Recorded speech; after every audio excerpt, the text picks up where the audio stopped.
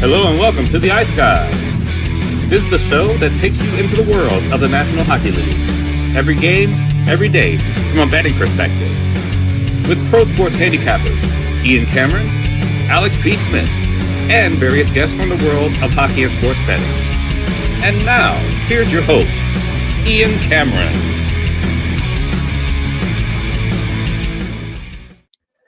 Welcome to the Ice Guys, Monday, December the 2nd. Ian Cameron and Alex B. Smith with you, ready to break down the Monday NHL card. A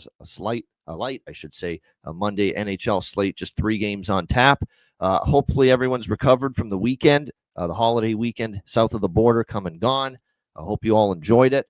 I certainly enjoyed this weekend. I mean, it was wall-to-wall everything, right? College football, rivalry weekend, NFL as usual. We had NBA and NHL had huge slates on the days that they didn't take off for Thanksgiving. College basketball with all the tournament action. And to say I had a good 5 days betting-wise would be an understatement. It's been just an absolutely incredible run. The NFL card, I think probably the best Sunday I've ever had in the NFL, quite honestly. Yesterday, it was just spectacular. So I'm in a great mood. I finally got some fucking sleep last night for the first time in weeks. 8 hours. It's been a while since I've had 8 hours worth of sleep because you've just been pounding the pavement, so to speak, night in and night out, round the clock with all these games left and right, and me handicapping all the sports like the savage, like the maniac that I am. Doing it, college basketball, college football, NFL, NBA, NHL, everything at this time of year. But man, when you see the rewards and the profits that come with the work, especially the last 5 days, you realize it's worth it. So great to see this. Great run, but let's see if we can keep it going. Before we get into tonight, though, as always, we'll look back on yesterday in the NHL. We saw Vancouver and Detroit ended up kind of being a pond hockey kind of game. Very sloppy play, I guess you could say, both ways. But the Vancouver Canucks get it done. The road warriors that they are, now 10-2 on the road this season. And Kevin Lankinen remains undefeated on the road as a starting goaltender for the Vancouver Canucks as they get a 5-4 victory over the Red Wings in that game. Jake DeBrusk with the hat trick, spectacular performance from him. Cuban Wayne Gretzky, I know in the chat, and he mentioned it to me via DM. He liked DeBrusk and Suter for Vancouver to score, and both of them did in that game as well. So great job by him with those goal props. But Vancouver finds a way again on the road. They've been just fantastic. I'm sure Rick Talk is probably thinking, geez, can we just bring that back to Rogers Arena in Vancouver and figure out how we can play that way there? But just absolutely a great win, and it continues to be a torrid run on the road for Vancouver. Montreal pretty much buries themselves in the first period in the Centennial game. And by the way, hats off to the Bruins organization. Just what a tremendous ceremony they put together for the Centennial game with so many figures of the past that made up Bruins hockey and its history in attendance. It was just a really well done event by the Bruins, and the hockey team followed it up with a very good performance, 6-3 over the Montreal Canadiens in that game. Shots were pretty even, but obviously Boston was a lot more opportunistic. Continues to be, less than stellar stuff from Primo when he gets the chance to be in net for Montreal. But you just can't make all the mistakes and blunders defensively. I know I saw our good buddy of the show and former Ice Guys crew member, Andrew McGinnis, going off on poor Mike Matheson for some of the blunders that he made in that game. As a disgruntled Habs fan, I'm sure watching that. But a 6-3 win for the Boston Bruins yesterday in that game. And like I said, it's Montreal who are having their issues, but you got to give the Bruins credit getting that 6-3 win. Alex, I got to say, very disappointed with those Blackhawks yesterday. 6-3 against Columbus. Yeah. That I thought was a great spot for them. Unfortunately, not one of their better defensive games. A couple of those goals were a little bit unlucky, but nevertheless, 6-3, not one of Mrazek's better games. What was good news, though, was the power play. Was very good again for the Chicago Blackhawks. And I thought offensively they had their looks, had their chances. Merzlikins played pretty solid, even though he gave up the 3 goals in that game. But just very disappointing that thought that was a winnable game, winnable spot, certainly a winnable opponent coming in. And to drop that game 6-3, knowing you have the Leafs coming up tonight, which we'll get to on the road. Very, very disappointing for the Chicago Blackhawks there in that 6-3 loss even though it is good to see that offensively things are starting to turn a little bit for them. Dallas 3-1 against Winnipeg. I'm frustrated because I used Jets team total over as the best bet when I was thinking of using one of those Ottawa-Anaheim bets that I made as a best bet, and sure enough, we went 4-0 in that game. But nevertheless, we drop it with the Jets team total. They get an early goal, and then that was all she wrote. Dallas gets the next 3. What a goal Marchment scored to make it 3-1, or 2-1, I should say, at the time. Just a highlight reel goal from him. Mason Marchment with a great third period goal. Dallas with a nice win there, 3-1 against suddenly struggling Winnipeg Jets, who have now lost 3 in a row. Oh, regression is a bitch. And maybe the Winnipeg Jets are starting to experience it a little bit right now. Great game here to wrap up the night. 4-0 sweep, Ottawa, Anaheim, over by Fecta cash as we took the shot with the big home underdog, Anaheim, plus 150, plus 160. And also, of course, we had the Anaheim team total over 2.5. That's now 9 straight games, Alex. Ottawa's given up 3 goals or more. That's something you really want to note, especially if you can get the team total on the opponent at 2.5. Yeah. For sure, is that Ottawa's now gone 9 straight games giving up at least 3 goals to their opponent, and a 4-3 Anaheim win there in a shootout. Very entertaining hockey game it was. Back and forth, dead even in shots. It was a pretty even game, and the difference was Lukáš Dostal just got the better of Linus Ullmark in the shootout, and that was the difference in the end. Alex, your thoughts on actually for a smaller slate, a very entertaining Sunday? Yeah, it was, and like you, mentioned the Hawks game, which I watched in its entirety, and it was just like I said, an unfortunate day for them where the offense is rolling. You get 3 goals on the power play, but yet every time you get a goal, you give up a goal. Every time you get a goal, you give up a goal, and you just can't afford to have that. So it's unfortunate to see that where the defense had actually been kind of carrying the Hawks in some of these games where they've been able to win. The offense finally shows up, and now your defense kind of falls apart. So that's going to happen. I don't think the guys shouldn't hang their heads down too low on that. But the fact that you come back tonight on the ice means you need to definitely step up and play a lot better, have a lot more finish. We'll talk about that a little bit later.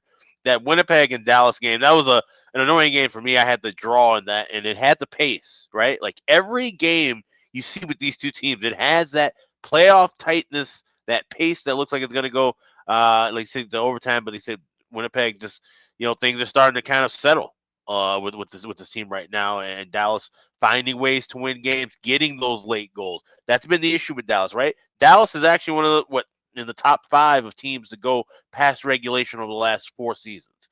And it's games like that. And I remember the Robinsons even mentioned this last year, where there's games like that where, you give up a goal late and go to overtime. You concede a point, especially within the division. To get 2 points and not concede a point for Dallas is huge in that spot. And like I said, yes, we're talking about December 1st, December 2nd, but when we get to late March, and if Dallas has a 2, 3, 4 point lead on Winnipeg, for the division lead or for home ice in second or third place, it's that game we can look back on. So that's a big win for them. And I think just like I said, confidence building off of beating the better teams. And that's something I'm going to be looking at. That's an angle I'm looking at with a lot of these 2-3, 1-3 slots in the division right now. This is the time of year where division games become a bit more important. And I think there's certain spots where teams who may be lower in the division race, in the standings, can take advantage. So that's something to definitely keep an eye on moving forward.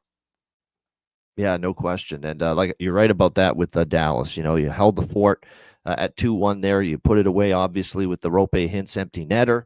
And I thought they played a really clean, solid game. They had a great first 2 periods. Winnipeg carried the play a little bit in the third, but it's not like they gave up a ton of grade A's in the third period. Right. I thought they made life easier for Jake Ottinger last night. Part of the reason I like the Jets team total is I haven't really loved Dallas's game for a full 60 minutes defensively. The last several. Like I said, they had given up 3 goals or more in pretty much every recent game. It's why I like the team total on the Jets in that game yesterday. But they really tightened it up nicely and get themselves a nice big 2 points there. All right, let's get into Monday. We've just got a short card with 3 games on tap, and we'll begin with the old regional rivalry. The New Jersey Devils taking on the New York Rangers. Got the Devils minus 130 road favorites in this game at Madison Square Garden. The total 6.5 across the board. So the Rangers have a massive losing streak, can't get out of their own way. Trade rumors Just all kinds of rumblings of potential changes if this rut and if this slide continues. But after a brutal run of 5 straight losses, bad starts in games, the New York Rangers finally snapped the losing streak with a 4-3 win over the New York Rangers in a game where they actually finally did have a very good start. The first period I thought was their best period against Montreal on Saturday afternoon. That being said, I didn't love parts of their second and third period, and they let Montreal back into the game on Saturday afternoon. Montreal was able to, battle back from 3-1 down. That shouldn't be happening still. Montreal's struggling, and you need this win desperately. And here's Montreal getting that game tied. And they're very fortunate that Capo Caco rescued the Rangers with a last minute. That was not intended. I rescued the Rangers. I think of Chippin and Dale rescue Rangers when I was a kid. It goes through my mind when I said that. But nevertheless, Capo Caco power play gets them going and gets them the game winner, 4-3 with 24 seconds left in the third period. 3 of the 4 goals were on the power play. That's very important to point out because the 5-on-5 play for the Rangers, even with that victory, dreadful, and it really wasn't that great even in the win on Saturday against Montreal. So the question I ask myself is, normally in a spot like this, team snaps a pretty bad run, a losing streak, and especially if we think it's a solid team like the Rangers, normally we want to back them now when they snap the losing streak that maybe they go on a run. But I don't know if I can do that because they only beat Montreal and barely at home, 4-3, a Montreal team that got smoked by Boston yesterday, 6-3 on Sunday. And you got a Devils team that's off a loss, and New Jersey to Washington 6-5 Saturday night. I know Sheldon Keefe and the Devils weren't thrilled with the way they played defensively that game. And weren't thrilled with that particular defeat. And I know they've all been bemoaning the fact they've been a little bit inconsistent here. Beat Nashville, shut out by St. Louis, beat Detroit, and then lose to Washington on Saturday. But the one thing the Devils have been very, very good at since losing 4 in a row late October is bouncing back. They lose to the Islanders, they beat Anaheim. They lose to Calgary, they beat Edmonton. They lose to San Jose, they beat Florida, the champs, on the road 4-1 after that loss to the Sharks. They get shut out by Tampa. They bounce back at home. They beat Carolina the next game. They get shut out by St. Louis. They bounce back. They beat Detroit in the next game. They've been a very good team, especially since the beginning of November off a loss. I like the Devils here. I think they're road favorites for a reason. I'm not ready to say that the New York Rangers are they've righted the ship. What? Because they beat Montreal and they got 3 power play goals of the 4. They didn't do much at even strength. So, and by the way, we've got New Jersey as well in their better split. They've been a much better road team this year. New Jersey 6-7 at home at the Prudential Center, but 10-4 on the road. A very good road team this year, the Devils. Off a loss. Price is reasonable. I like the New Jersey Devils here in this one, -130. Maybe split with the team total, which I can get over 3, -120 with the team total at BetMGM. So over 3, a flat 3 with the New Jersey Devils team total. I'll do a split with those 2 bets here. New Jersey money line, New Jersey team total over 3. Alex, what do you think here? Devils, Rangers. Yeah, I'm going with that over by Fecta along with that team total. Like you mentioned, go to MGM, get the flat 3 minus the $1.20. Rather than taking a side here, I think this could be a back and forth game. This is a rivalry. And like you said, you got a Devils team coming off a loss. You got a Rangers team. Yes, even with the win, like I said, it wasn't the cleanest of wins. They need to get things, right in the worst of ways. And who better to do that than against your rival? Like I said, this is one of those games where Madison Square Garden on a Monday night can be kind of sleepy. Certainly won't be the case because of this matchup. So I think we have goals here. I like that first period over 1.5. Get that shop around. That's all -135 at Bet Online. This should be cheaper at FanDuel. And then over 6.5, along with that team total over 3, -120 with the Devils at MGM. Yeah, if it is the matchup we think in net tonight, which is Jacob Markstrom for the Devils and Igor Shesterkin for the Rangers, neither one is in the best form right now, believe it or not. So that's another thing that could lend itself to goals. I definitely lean over by Fecta with you. I'll probably sprinkle on it, just small. One thing I am concerned about is the talk about tightening up after the Washington loss from the New Jersey side. That was all the talk coming out of that game. But sometimes talk, you got to see the action to go with the talk. So let's see if New Jersey can back that out. It's the only thing that made me kind of drop down my level of confidence in that over by Fecta tonight. I was hearing that. But certainly what we've seen with our two eyes with these two teams the last few games is why would you want unders with these two teams right now? New Jersey, 3 of the last 4 games have gone over. They've either scored 5 or 6 or they've given up 4, 5, or 6. And the Rangers, we know they've had issues keeping the puck out of the net. They have given up at least, and that's why I like the Devils team total part of it, especially with a flat 3. Rangers have given up at least 3 goals to the opponent now in 7 straight games. So another reason I like that Devils team total.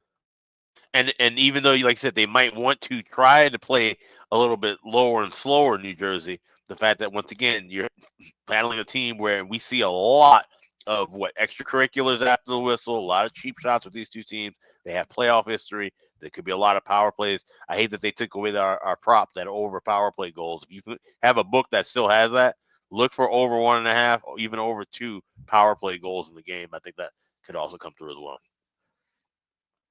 Yeah, no question. Yeah, Stefan Nason's just on a heater right now. We don't even need Matt Robinson on the show now to endorse Stefan Nason. I mean, my goodness, he's just been phenomenal. What, 3 goals just in the last 2 games alone for the Devils? He's been absolutely spectacular. For the Rangers, I'll keep saying. Now, I will say this about the Rangers. Philip Hedl, there's value. He's now centering the line with Lafreniere and Panarin on the top line for this Rangers team. So a very interesting line change and shake up here for Peter Laviolette up front. So keep an eye on that. Means you're going to have definitely some strong value now with Hedl up on that top line. It was good to see Panarin get a goal and an assist against Montreal. That guy felt like he'd been asleep, for the last several games. So that's definitely what you want to see. That being said, the best line for the Rangers continues to be Cooley with Trocheck and Kakko. Those 3 have been absolutely terrific. Cooley in particular. Cooley is always worth a look with the heater he's been on. He's really one of the guys that's kept the Rangers afloat during the bad run that they had. Kakko as well. So definitely keep an eye on those 2. They're always worth a look with the way they've been playing. They've been 2 of the better forwards lately for the New York Rangers as well. Keep you that mentioned in with mind. Nathan, we might need him to start cooling down, because if you shop around, his price is topping out right at the bargain bin level of 300. So he gets a goal here, we may not see him in the bargain bin for a while. No, we may not. And you knew that was going to happen at some point. Like I say, and that's the beauty of the goal prop market. It takes the odds makers a long fucking time sometimes to really adjust properly to where some of these players should be priced in their goal prop market. And certainly it's been a while that it's taken them forever to adjust with Nason. Say the same thing about Adam Gaudette for Ottawa. How many times have we had him at a really great price, and it shouldn't be some of the prices we've been getting with him lately. All right, it's on Monday. It's only on Prime. Chicago and Toronto. This is your Prime Monday night hockey game in Canada. Of course, if you're in the States, if you're in Chicago, you can watch the Blackhawks broadcast, of course, with Rick and Panger. Maybe. Some of you can. I don't know what they do for center ice in spots like this, though. Do they take just the U.S. team that's playing regionally, or do they take the national feed in Canada? Center ice has been picking up the Prime, so I'll be getting Prime for more than likely both broadcasts. At least Toronto, but it more than likely will be both. So Prime broadcasts are production-wise. They're great. Like if I'm TSN or Sportsnet, I'm watching that and I'm saying, we need to fucking pick our bootstraps up here, boys. We got to start doing a little bit better. When I start watching some of the great production that they're doing with the Prime broadcasts, great crew as well with the call, John Forsland and Jody Shelley and company. We've got Toronto minus 400, home favorites, 6 the total in this game. Now, historically, this would be a bet on Chicago for me in this spot, because we know Monday nights, lower tier, I should say, Western Conference team rolling in on a Monday night in Toronto means sleepy, put you to sleep spot all the way for the Toronto Maple Leafs. The good news, though, is that Toronto has avoided these spots this year. When they've had the opportunity to beat lesser lights, they've been able to do it more often than not. They've avoided those pitfalls. We'll see if that continues here. In an odd bit of events here, Chicago's actually beaten Toronto 3 straight times coming into this matchup tonight. Last year, they won both games. They won in Toronto 4-1. on October the 16th last year. And then in Chicago, it was a pretty entertaining game that day. I think it was I think it was a Black Friday game, if I'm not mistaken. It was right around the Thanksgiving holidays, and it was a great game. And Chicago ended up getting the 4-3 overtime game winner. It was Kevin Korchinski. I remember that. Kevin Korchinski right at the end of overtime got that win here for the Chicago Blackhawks. But we've talked about how the Leafs last year, 2 years ago, 3 years ago, those Leafs teams would lose in a spot like this. This year's team, I'm not so sure about that. And then you throw into the fact that you look at Chicago, the road issues are just can't take them. Can't take them even at this price. I mean, they've just not been very good on the road. 4-10. They're on a massive multi-game road losing streak coming into this game here tonight against the Toronto Maple Leafs. They're on a back-to-back as well. We're expected to see Arvid Soderblom in net for Chicago, obviously with Mrazek playing yesterday, this being a back-to-back. Anthony Stolar is projected for the Leafs, although that's not been confirmed yet. For the Leafs, obviously no change in their lineup. Bobby McMahon still out. Max Domi and Pacioretty still out.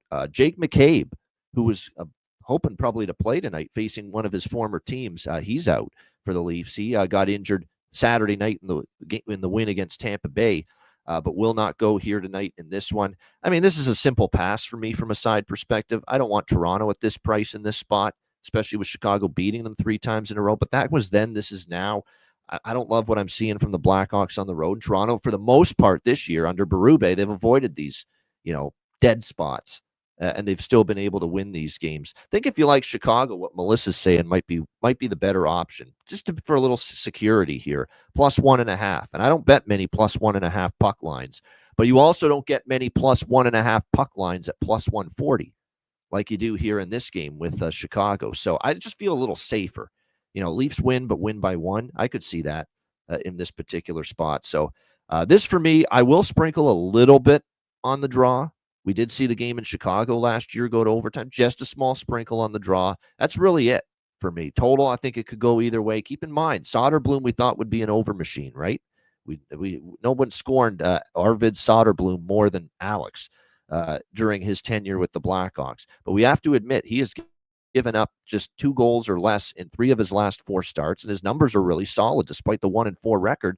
A lot of the time, not enough run support when he's been in net, because his numbers, 2.37 goals against, 926 save percentage, pretty good numbers for Arvid Soderblom this year. So it's just a small draw bet. There are a lot of props I like in this game, and I see Bertuzzi and that name just popping off the page here from the YouTube chat.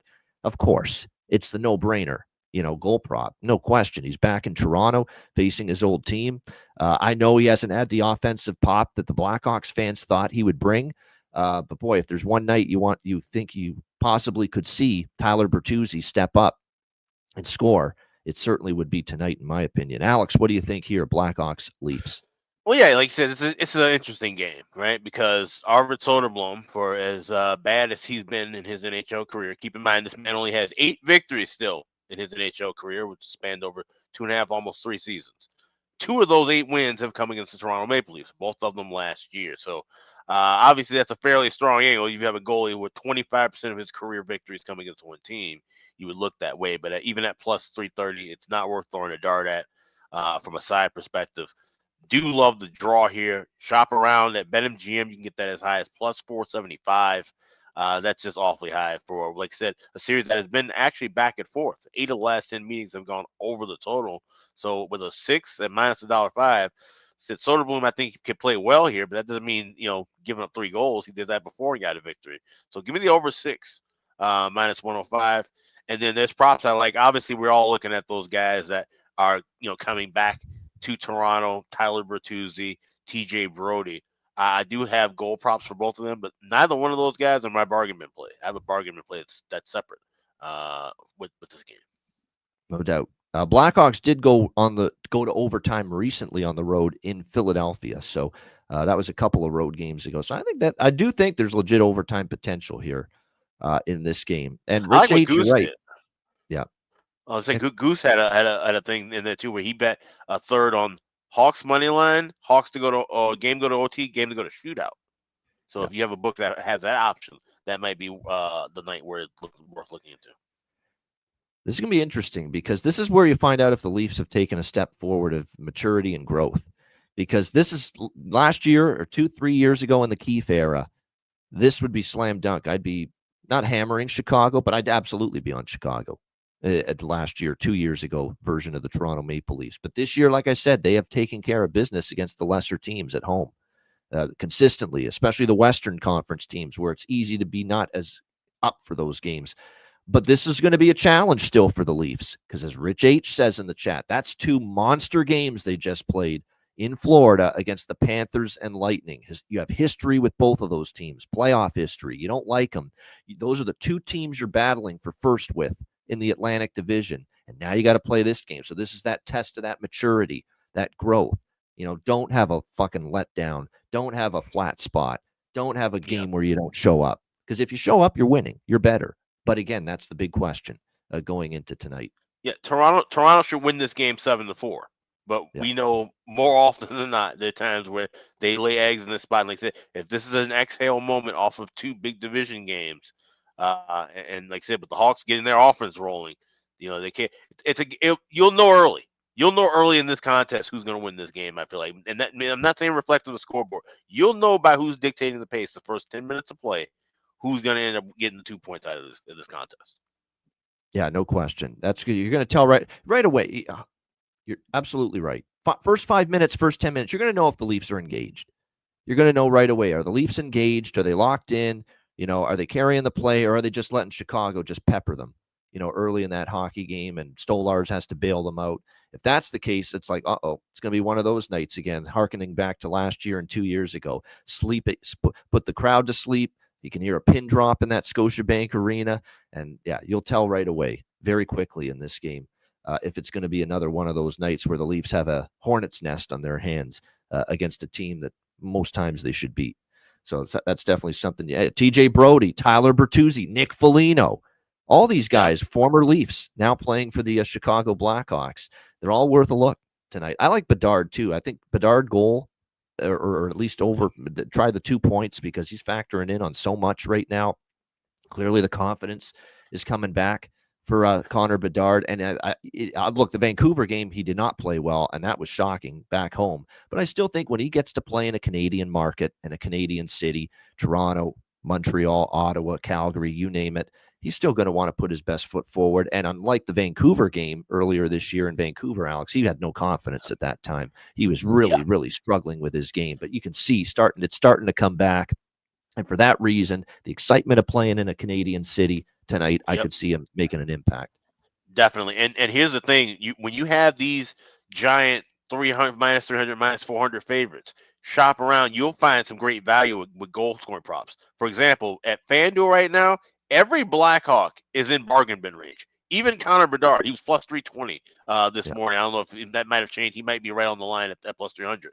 But you don't find that too often. So in a game where we like the over and there's over history, you could really take any Blackhawk and try and get some good value tonight. Yeah, no doubt. We'll have to wait and see. There is over history between these two. There is a strong over history, but the one under was last year in Toronto, 4-1. See, I'm on the fence with the over here. I don't love it. I love a lot of goal props, but I could see 2-1, 3-1, 3-2. It stays under, and yet I hit some of these goal props because the goals that are scored involve the players I like here in this game. So I could see it going that way as well. All right, final game of this Monday NHL slate. We've got Dallas and Utah. The Dallas Stars minus 135 road favorites, 6.5 the total in this game. Obviously, we saw Dallas with a great performance last night in the 3-1 win against Winnipeg. I thought that was one of their best games. It was one of their best defensive games for sure. Because the one thing you could quibble about with the Stars is, well, they haven't exactly been tremendous as of late as far as their defensive game, because they had given up 3 goals or more in a lot of recent games, the Dallas Stars. And I think there was maybe a little bit of a focus going into a game against a really good Winnipeg Jets team from the Stars, like, hey, let's tighten up a little bit. We can't be giving up 3 a night. And then they went through this stretch where they gave up 6 to Carolina, including the third period implosion of that game. 6 goals against Chicago, 3 goals in a win against Colorado, but I know they didn't love giving up 2 in the third and seeing that game get tight again in the third period.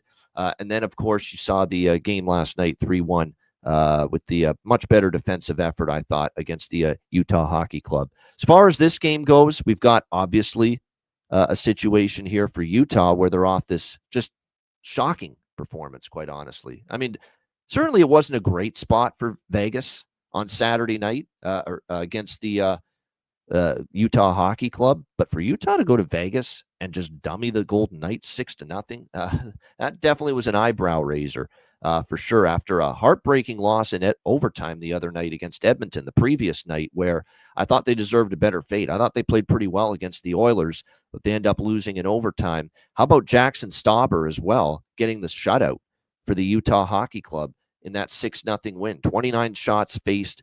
He made all 29 saves. Does that mean they go back to Jackson Stauber tonight? I wouldn't put it past Andre Tourigny maybe to give Stauber a start once again. That being said, as of now, Vejmelka is projected as the starting goaltender tonight for the Utah Hockey Club. I would expect Casey DeSmith to be the starter here for Dallas, with this being a back-to-back night. He has definitely fallen back after a pretty solid October and early November. The last two starts have been, well, kind of hideous, especially that game against Chicago, which was not good for him. He's given up 10 goals in the last two games.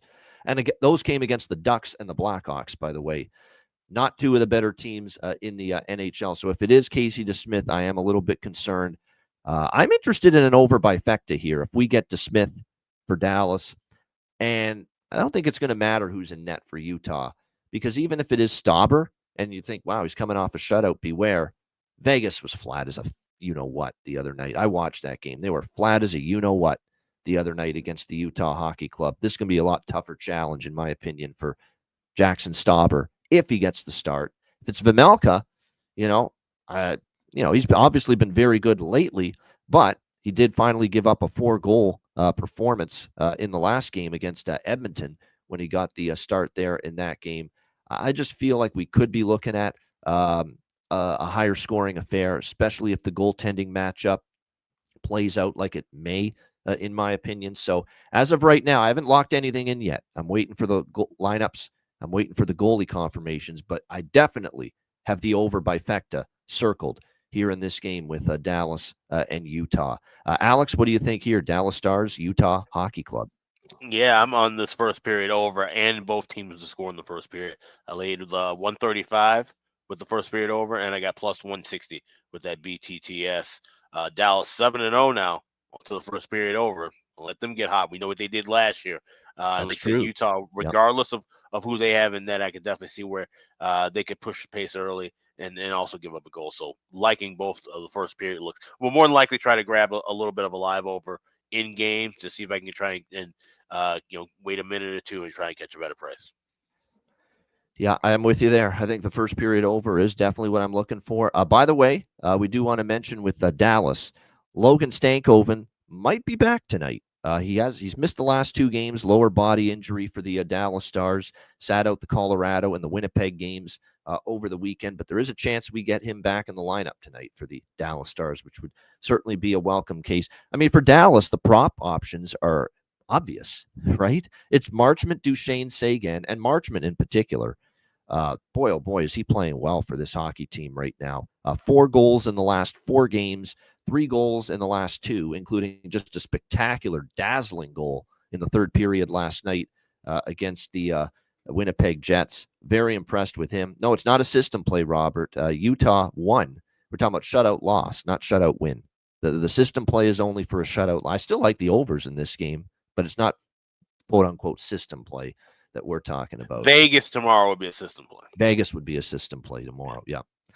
And I think that one, actually, considering Edmonton kind of got shut down a little bit by Colorado the other night. Actually, no, Edmonton did the shutting down. Edmonton played a really good defensive game. And Edmonton's usually one of those teams where off a defensive game and a lower scoring game, it goes the other way. So I think it sets up well, not just because of the system for that Edmonton-Vegas game tomorrow night, that it could go over that in the first period and full game. But we like over by Fecta tonight in this game, regardless of it not being an official system play. For Utah, I mean, for them, there are a couple props that I'm interested in right now on the Utah side of the equation here tonight. Because, look, they did get 6 goals the other night. It was kind of good to see them get off the schneid, get rolling just a little bit. We've talked about McBain, what he's been able to do for the Utah Hockey Club. He had 3 straight games with a goal previously. He's cooled off a little bit. But, speaking of cooling off, Cooley is not cooling off. He's got goals in 3 of the last 4 games for the Utah Hockey Club. He's my number 1 option tonight for Utah, Logan Cooley. Took him a while, but he's really starting to get his offensive game going for Utah, and I could see him maybe lighting the lamp tonight. Good stuff. Shout out to everyone in the chat. Great work as always with their thoughts, their comments, and all the stats and info they're providing in the chat.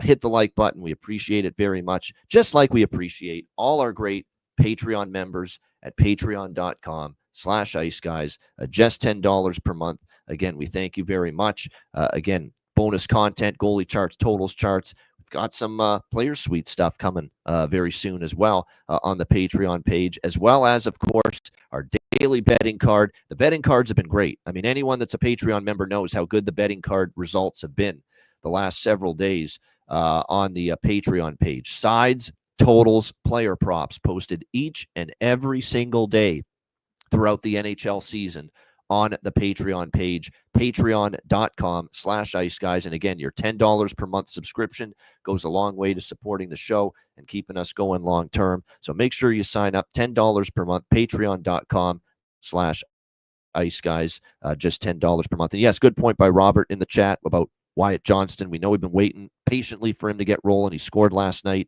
and he's on a 6-game point streak right now for the Dallas Stars. So definitely that's good to see. But make sure you sign up if you haven't already. Patreon.com/iceguys, just $10 per month. Also, this is definitely the week to check out the Ice Guys store, iceguys.myspreadshop.com. This week only, 7 days, you get 25% off your order and free standard shipping. It's the perfect time to get something for you or your loved one for the holiday. Make sure it's under the tree. You'll get it in time as well with that standard shipping. 25% off and free standard shipping. 7 days only, starting now, going until the end of the week. That's available at iceguys.myspreadshop.com. There you go. Check it out. And again, time's ticking. Christmas is here in 23 days. You want your stuff and your merch under the tree. Get on it now and get your order placed at the Ice Guys store. All right, we got Bargain Bin Special of the night and Best Bets coming up right after we hear from our great Ice Guys sponsors.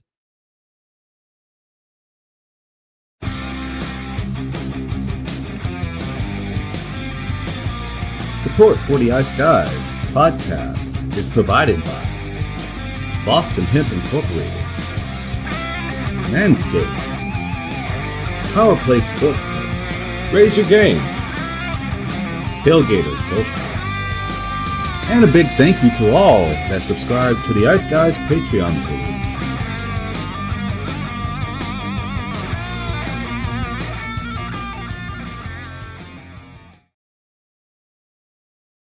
This episode is brought to you by Manscaped, the global leader in men's lifestyle and grooming. Every man knows the unbeatable feeling of a fresh barbershop shave. What if I told you that you no longer have to wait weeks or months between appointments to experience it? Introducing Manscaped's newest innovation, the Chairman Pro Electric Foil Shaver, the game-changing tool that brings the luxury of a professional shave right into your home. Whether you're after that daily silky smooth finish or prefer to maintain a rugged 5 o'clock shadow, the Chairman Pro Electric Foil Shaver is your go-to for precision and style every time. Head over to manscaped.com and join the over 11 million men worldwide who trust Manscaped by using promo code ICEGUYS for 20% off and free shipping. What makes this Chairman Pro stand out? Versatility, precision. It comes with 2 interchangeable blade heads. You have the skin-safe foil, 4-blade foil for that close, smooth shave when you're looking to go completely clean. And if a clean shave isn't your style, that's okay. Switch to the skin-safe stubble trimmer to keep your stubble looking sharp and polished. Both heads are designed with skin-safe technology to help reduce razor burn and irritation. The last thing you need is to get nicks and cuts and all that shit to really irritate your skin. This will leave your skin feeling smooth and comfortable after every shave, reducing redness or discomfort. And a standout feature that truly differentiates the Chairman Pro is the Flex Adjust technology to give you that superior shave by allowing both blades and the pivoting head to seamlessly adapt to the unique contours of your face, and is gentle on the neck area to help you maintain great contact with your skin at every angle. If you want even more precision, there's a precision lock. When you lock it, the blade head sits firm so you can achieve a more precise shave. The Chairman is Pro is waterproof as well. You can use it in the shower. And the waterproof feature doesn't just make shaving easier, it also simplifies cleanup too. Just a quick rinse under the sink and you're all set. The Chairman Pro isn't just for daily shaves either. It's powerful enough to tackle up to 5-day growth, making it perfect whether you're shaving every day or just tidying up after a few days. And up to 75 minutes of runtime on a single charge, you can take your time getting the perfect shave. It even has a travel lock to help make sure it doesn't accidentally turn on when you've got it in your bag when you're on the go. Get the Chairman Pro today. It is worth it, and experience a shave that is as smooth as you deserve. Get 20% off and free shipping with the promo code IceGuys at manscaped.com. That's 20% off and free shipping with the promo code IceGuys at manscaped.com.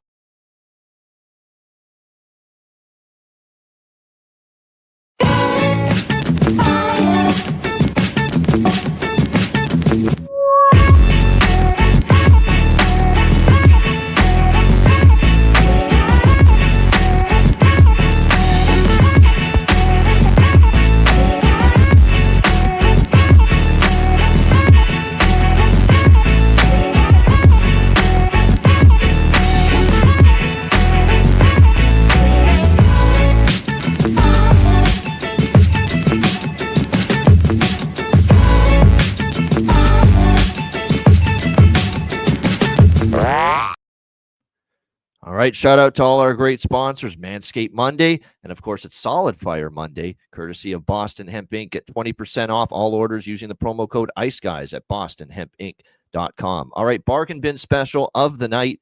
Lots to choose from, believe it or not, for a 3-game Monday slate. Alex, what do you like for your bargain bin special? So we're going with that Chicago-Toronto game, and I know, like I said, there's a lot of different people who are heading back to Toronto. We mentioned T.J. Brody, we mentioned Tyler Bertuzzi, mentioned Nick Foligno, but I'm going with the trooper, Jason Dickinson. You look back at that last game these two teams played, Dickinson had a hat trick in regulation against Toronto. This is a team that he gets geared up against. You can find him at FanDuel plus 650 anytime goal scorer. So give me the trooper, Jason Dickinson, score again for Chicago here, plus 650. It's my bargain bin special for Monday night.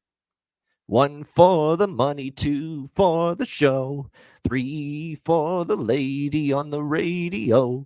There you go. Trooper, Jason Dickinson for Alex with the bargain bin special. Trooper's a Canadian rock band, by the way, and so he's going back to Canada here, obviously, tonight. So we thought we'd throw a little Trooper, Very nice. a little sing-along there for you for the show. Trooper's a really underrated band, by the way. Very solid Canadian band from the 70s, in my opinion. That was one of their big hits. But yeah, the Trooper, Jason Dickinson for the Chicago Blackhawks.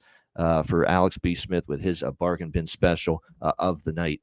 All right, what have we got here for me? It's the same game, Chicago and Toronto, and I'm going to go with Bert, the man they call Bert, Tyler Bertuzzi. Look, I know he's only got 5 goals this season for the Chicago Blackhawks. I have a feeling tonight, back in TO, where he spent his 1 season with the Leafs last year, we'll get him going. It's uncanny how, especially against this particular franchise, the Leafs, the former player comes back there and scores against them. Fuck, Pierre Engvall did it. Pierre Engvall for the New York Islanders. And this is like a 3rd, 4th line guy most of his career for the New York Islanders. Just something about players when they go back to Toronto as a former member of the Leafs, they make an impact. So let's go with Bert, and a great price.